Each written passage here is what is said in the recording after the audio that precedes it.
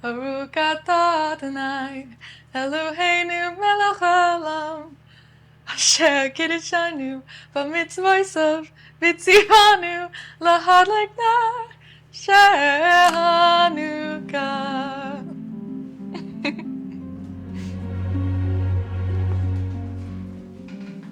The little red bar means it's recording. That's good to know. Okay. Hair looks good. I like it. Good. All right. Thank you for sitting down with us. Thank you. Us, me and the camera. Okay. First question. If I could have breakfast with anyone dead or alive, I would probably go to one of the 2 breakfast spots in my hometown, Vermont, with my best friend Jada. This past summer, I realized that Southern Oregon would be my favorite place in the world if it weren't for New York. I love it. I love the mountains. I love the town. I love that there's theater. I love it. So I think I would stay here. I won't, because New York exists. No thank you. But I think I would. What qualifies a friend to you? How far past just someone you just met? Interesting. What qualifies a friend? I think what qualifies a friend is someone who I would think to tell if something good happened to me. A lot of times, and I think before I even thought, you have this idea of it's someone who you can tell about when something bad happens to you, but you'll tell anyone who's close by when something really bad happens to you. When something good happens to you and you really want to share that with someone, I think that's more special than just sharing your deepest, darkest secrets. Do you wish you had superpowers? When I was 11, I was hyper-fixated on BuzzFeed quizzes because they explained everything, You just you click a bunch of questions and you answer a bunch of questions and it tells you how your life is going to be, and it was great, and I needed that at 11. And there was one BuzzFeed quiz, I think it was to tell you which Friends character you're most like, and it said if you could have any superpower, what would it be? And then they gave you options. And one of the superpowers was the ability to write a hit song. And now anytime anyone ever asks me if you could have any superpower, I always think about that BuzzFeed quiz and that BuzzFeed answer, yes, I would. And it would be to be able to write any hit song. If you could have dinner with any celebrity, dead or alive, who would you sit down with? Just a celebrity? Yes. Okay. If I could have dinner with any celebrity, dead or alive, do politicians count? Yes. Okay. My immediate reaction is like Julius Caesar or something. Of course, I'd have to have a translator there. If I could have dinner with any celebrity, it would be the translator who helps me talk to Julius Caesar.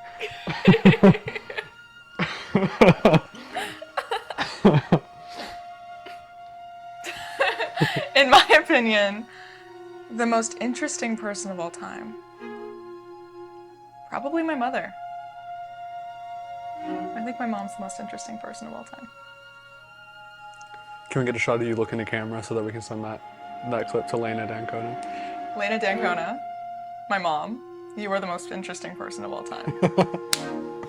I probably will actually send that to her. Something I want to be doing in 10 years. I need to be on Broadway. I would love to be touring with an album, or a few albums. Maybe not touring the world because that seems exhausting, but quick 2-month tour of America. Those are the 2 things I want to be doing in 10 years, and those are the 2 things that I want to be doing in general. What's something you don't want to be doing in 10 years? Anything else? If you could wake up tomorrow with any skill, what would it be?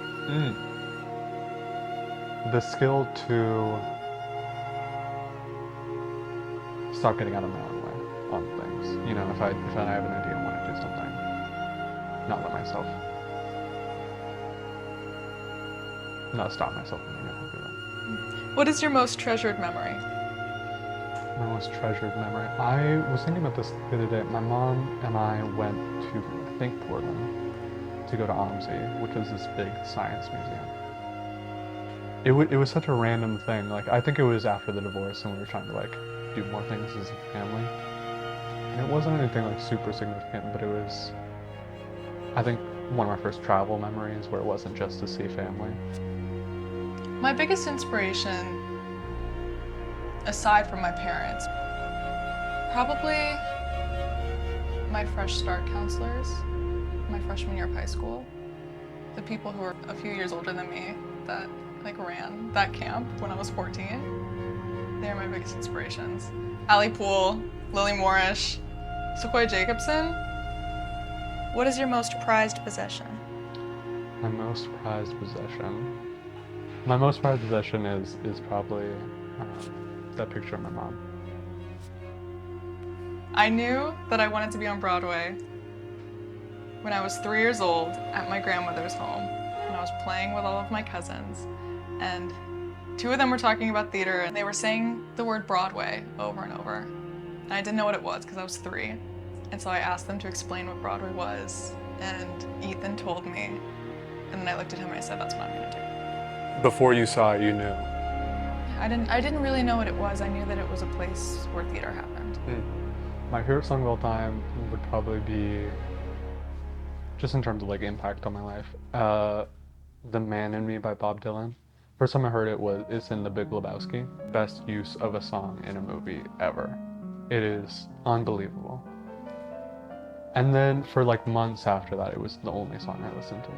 I think it was very representative of the time that what I was trying to figure out about myself at that time.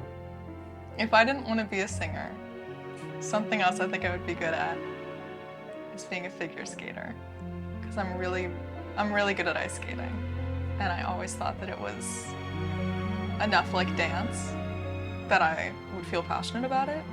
I think that would be really fun. I think I'd be good at it.